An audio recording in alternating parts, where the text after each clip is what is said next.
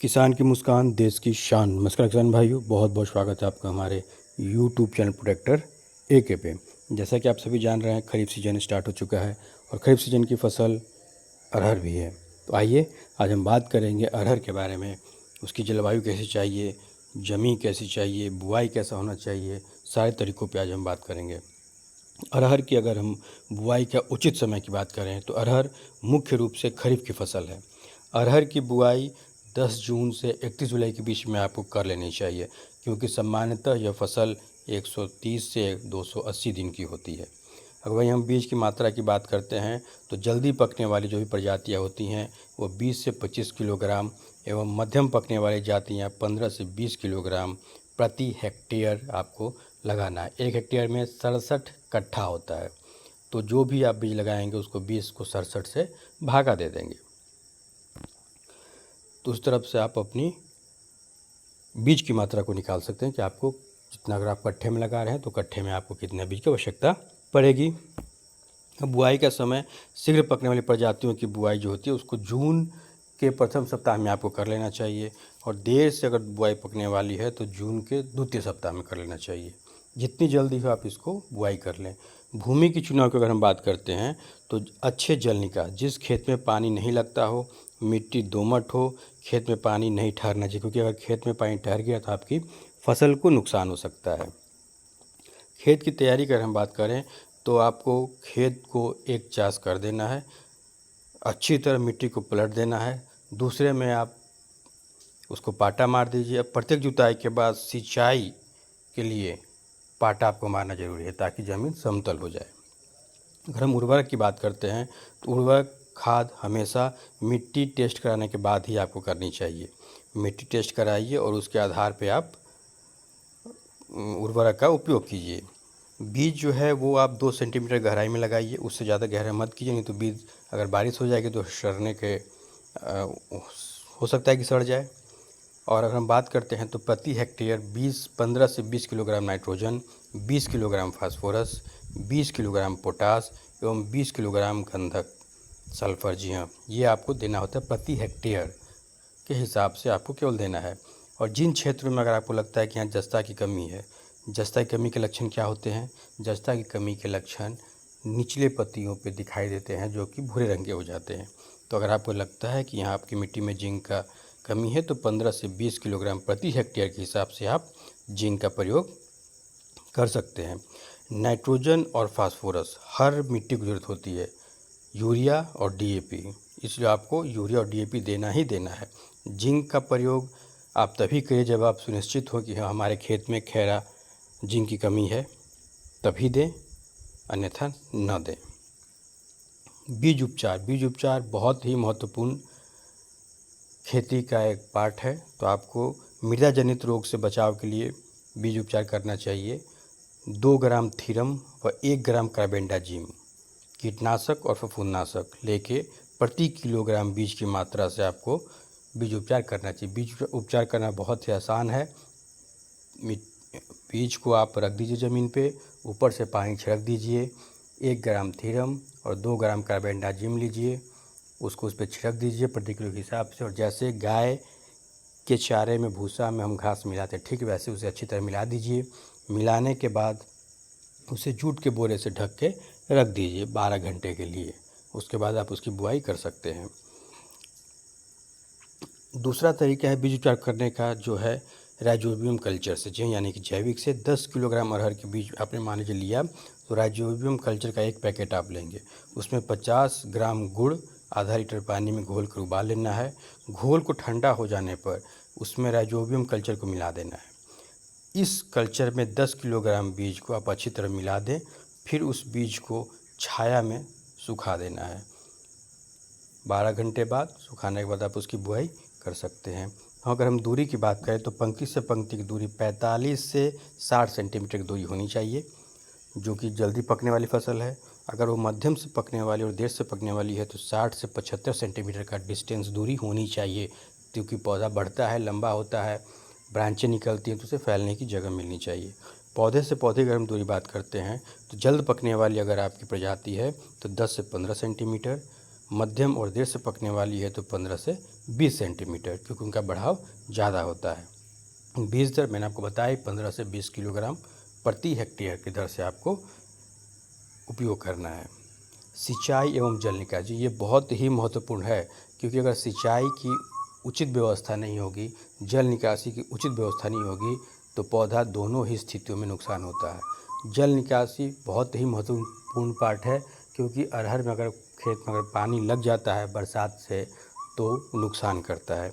उसके लिए आपको ज़मीन समतल रखनी चाहिए और ढालनुमा होनी चाहिए, ताकि वर्षा का पानी निकल जाए।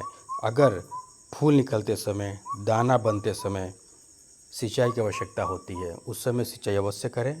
जनरली अरहर में लोग सिंचाई नहीं करते हैं, लेकिन फूल निकलते समय, दाना बनते समय अरहर की सिंचाई करनी चाहिए, ताकि वो अच्छे फूल लग सके और अच्छे फल दाने उसमें लग सके।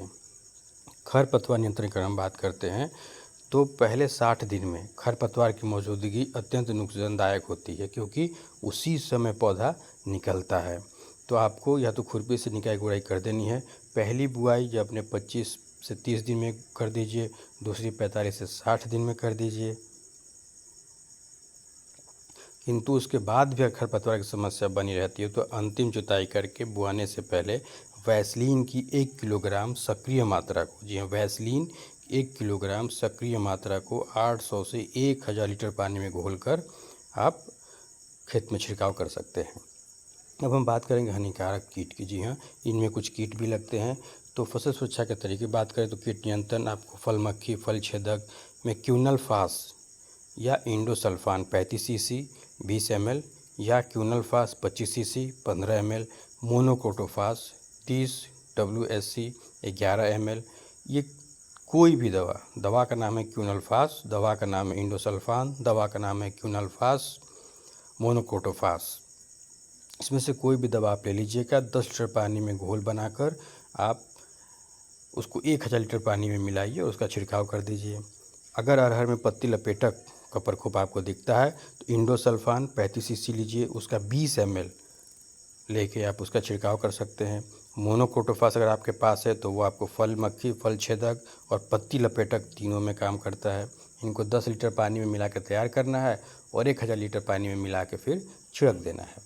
रोग नियंत्रण की अगर हम बात करें तो फाइटोथ्रेप ब्लाइट, बीज को रोड मिल्ड्यू जो सूखने लगता है, अरहर सूखने लगती है, ये उसका लक्षण है। तो बीज को रोडोमिल 2 ग्राम प्रति किलोग्राम बीज की दर से उपचारित करना है।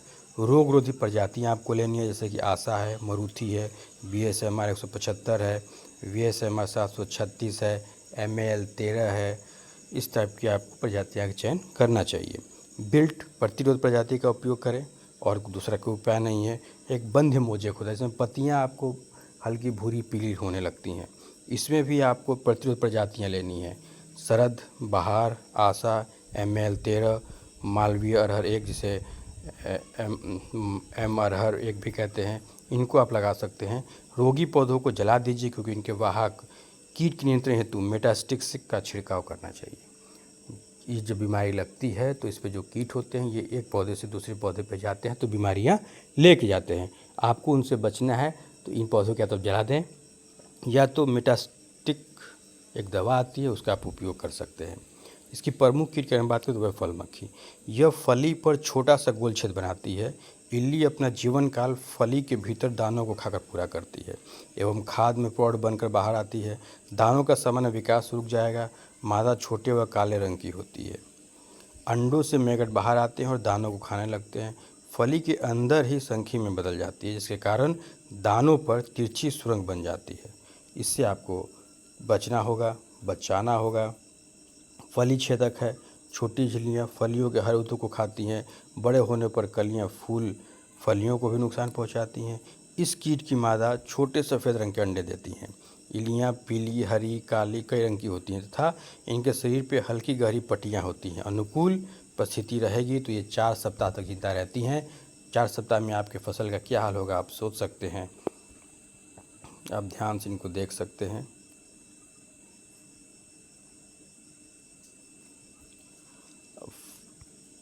फली का मुतकुन है। मादा प्रिया फलियों पर गुच्छों में अंडे देती हैं। अंडे कथई रंग के होते हैं।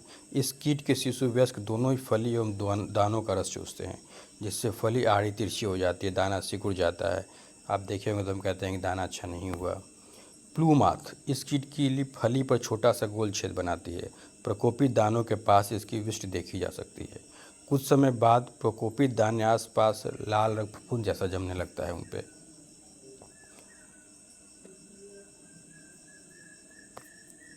ब्रिस्टल बीटल, ये भृंगकलियाँ फूलों तथा कोमल फलियों को खाती हैं, जिससे उत्पादन में काफ़ी कमी हो जाती है। यह कीट अरहर, मूंग, उड़द तथा अन्य दलहनी फसलों पर भी नुकसान पहुंचाता है। अगर ये जो भी कीट के मैंने नाम बताया, ब्रिस्टल कीट, प्लूमाथ, फली का मदकन, फली छेदक झिल्ली, ये कोई भी आपको फल मक्खियाँ ये दिखती हैं तो आपको जल्द से जल्द इंडोसल्फान या क्यूनलफास, मोनोक्रोटोफास, इनका उपयोग करना चाहिए ताकि आप कीट व्याधि से अपने फसल को बचा सकें। उम्मीद है जानकारी अच्छी लगी होगी, तो इसे लोगों के साथ शेयर करें। हमारे चैनल को लाइक और सब्सक्राइब भी करें। एक बार मैं फिर आपको बता रहा हूँ, दवा का नाम ठीक से इसके देख लें। अभी ये आपके स्क्रीन पे भी है। फल मक्खी, फल छेदक हो, पत्ती लपेटक हो, कोई भी कीट लगा हो तो आप इंडोसल्फान 35 सीसी, ये मेरी इस्तेमाल की हुई दवा है। आप इंडोसल्फान 35 सीसी या मोनोक्रोटोफास, दोनों में से कोई एक दवा लेके 10 लीटर पानी में उसका घोल बनाना है। घोल बना के उस घोल को 1000 लीटर पानी में मिलाकर उसका छिड़काव करना है। फल मक्खी, फल छेदक, पत्ती लपेटक, तीनों में से कोई भी कीट लगेगा तो आप इसका इस्तेमाल कर सकते हैं। बहुत बहुत धन्यवाद। उम्मीद है आपको जानकारी अच्छी लगी होगी। जय जवान, जय किसान, जय विज्ञान।